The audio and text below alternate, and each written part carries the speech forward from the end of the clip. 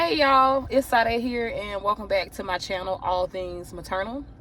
In this video, I just want to talk about how even though my mom molested me, I still love my mom. Like, I still love my mom and I still honor my mom.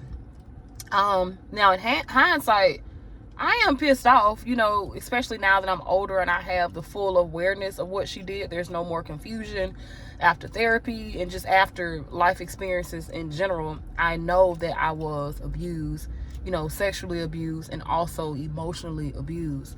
But what I want to talk about is how sometimes I distract myself from the actual pain that I feel. And I want to talk about this because I feel like a couple of you guys could probably relate. So I have two things I want us to talk about. I'm just going to touch on them real quick, then I'll be out of your way, I promise. So the first thing is just having a self-deprecating sense of humor. And my sense of humor in general, sometimes I'll realize that I'm not necessarily trying to be funny. I'm just trying to distract myself from or either hide the pain that I feel.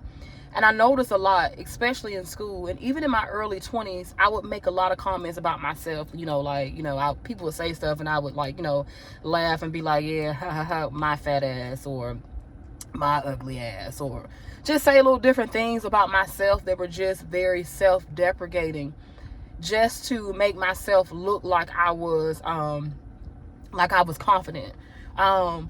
In the early 2010s, I want to say it was 2014 or 2015, I had a very successful page on Instagram, which I've since deleted, but it was called Cool Fat Chick, and I had about 15,000 followers.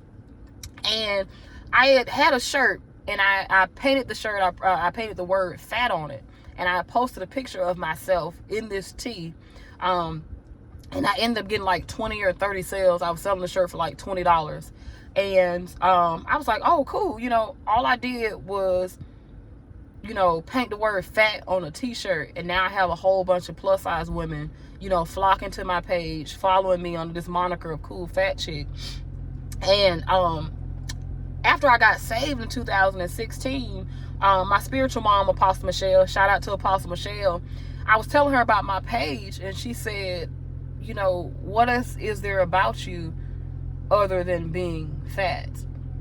And at first, I sort of took offense to what she said. Like, what do you mean? Like, being fat is great and this and that. But then I realized in hindsight, even though being overweight was my reality, it wasn't something that I needed to broadcast, especially being that I was broadcasting it for the wrong reason. So I was wearing this fat tee proudly. Meanwhile, behind closed doors, I was literally upset and being hard on myself about being overweight.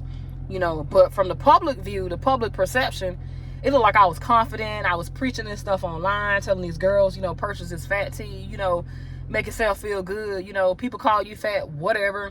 You can't call me fat. I've already called myself fat. F you. That's what my thoughts were.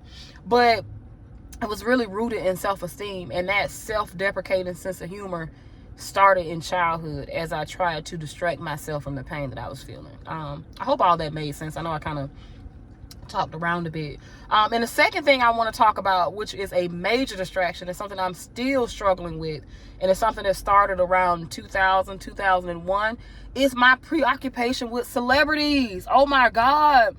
Idol worship is a big thing.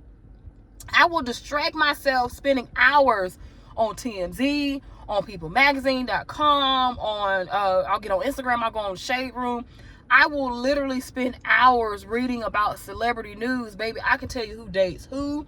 I can tell you who broke up with who. I can tell you who cheated on who. I can tell you who about to have a concert. I can tell you who, I can tell you everything. I can tell you more about celebrities than I can tell you about probably members of my family. That's how consumed I am.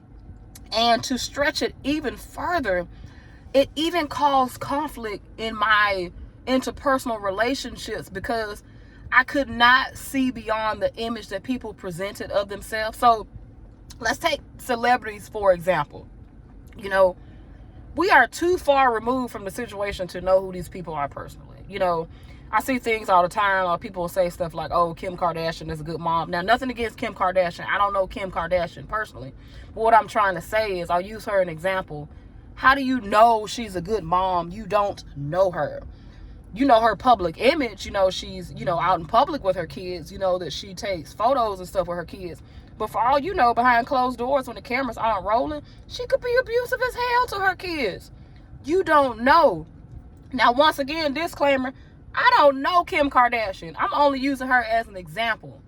It could be anybody. But the point I'm trying to make is the difficulty that I had in my interpersonal relationships in the past was fueled by my preoccupation with the image that people present in the world and not who they actually are. Why? Because I had a sexually abusive mom who emotionally abused me behind closed doors, who bullied me, who touched me inappropriately behind closed doors. Yet in public, she had just a squeaky clean image. And so for me, it became, after a while, about the image. You could literally treat me like dirt. Literally treat me like dirt behind closed doors. And I would try to create excuses for you in my mind based off that image. And it really is assumptions. We assume so many things about people, and just know that most of our assumptions are wrong. You know, think about people who are racist. All black people aren't the same. You know, just like all white people ain't the same. All white people not racist, and all black people not thugs. I will say this, it's assholes in every race. It's white people that are assholes. It's black people who are assholes, Asians, Latinos. It does not matter. But the point I'm trying to make is people make a lot of assumptions, and they assume because you look a certain way, because you function a certain way, that you must be that way. And it truly isn't the case. It's only distractions. It's distracting you from the reality of who people are, which is human beings. Everybody makes mistakes. Nobody is perfect. We don't know what goes on behind closed doors in anybody's home. And so currently, y'all, I'm on a journey trying to like get away from this celebrity news. Like, I've deleted Instagram, I've deleted Facebook. I tried to like I went into my Google settings, and because I look at celebrity news so much, y'all, oh my god, it will give me suggestions. I will go on Google to like, I don't know, I'll Google the definition of a word, because I love like just words. If I see a word I don't know, I'm gonna Google it. You know, I even have the Webster app on my phone, but I'll go on there to do something as simple as that. Next thing I know, I see a damn article about Britney Spears or Tupac. Like, they just found the dude who killed Tupac, what, 25, 30 years ago. But the point I'm trying to make is, I look up this stuff so much, it's difficult for me to let go, because now I'm having to go into like my Google settings and stuff like that just to like delete certain keywords so it won't show up. Like, I had to type in the word celebrity, so now nothing with the word celebrity will pop up and stuff. But it's a struggle, y'all. I'm trying not to obsess with the image of these people. Sorry, I got caught up looking at a man that he's pulling off now, but he like he was looking at me. So I mean, hey, you look at me, I'm gonna look at you. But anyway, so it's difficult, but I'm trying. Has anybody else struggled with some of these addictions, whether it be that self-deprecating sense of humor that you use to sort of hide that low self-esteem? You think you're hiding it, but you're really not hiding it, because somebody that's wise and discerning, they realize that you're really not as confident as you say you are. And narcissistic individuals can see through it as well. They do, because they're very perceptive. But has anybody else struggled with this? You know what I'm saying? Like, being obsessed with celebrity news, yeah, stuff like that. Let me know in the comments. Anyway, if you like this video, please like it. Also, subscribe, y'all, please. If what I'm doing relates to you, if it's changing your life in any way, please subscribe. Also share. I love you guys so much. I'll talk to you soon. God bless.